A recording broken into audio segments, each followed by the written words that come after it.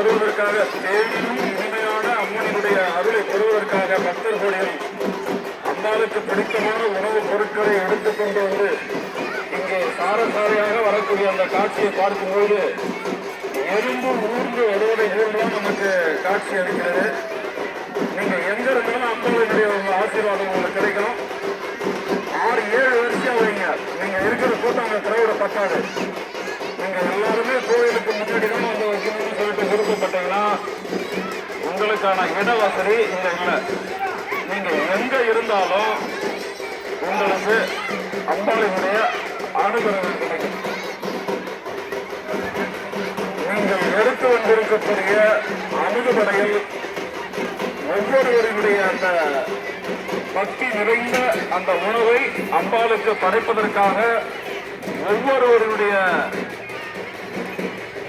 குடங்களிலிருந்து, பால் குடங்களிலிருந்து நீங்கள் எடுத்து வரக்கூடிய அமிழ்தில் பெரிய அந்த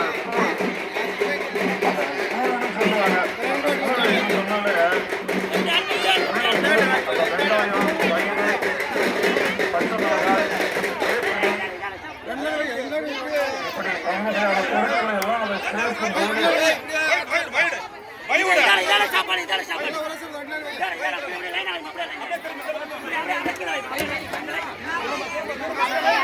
அமைதியாக இருந்து அம்பாளை தரிசிக்கும்படி கேட்டுக் கொள்ளப்படுகிறது.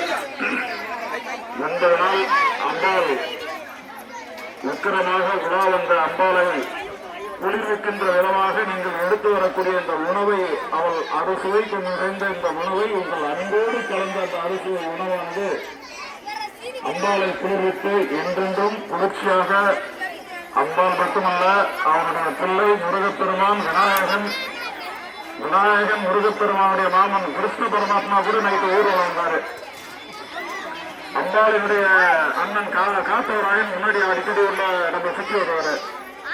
எல்லாருடைய அந்த அனுகிரகமும் பெறுவதற்கு நீங்கள் எடுத்து வந்திருக்கக்கூடிய அந்த அமுதப்படைகளானது எல்லாம் கொஞ்சம் ஜாகிரதையா இருப்பா.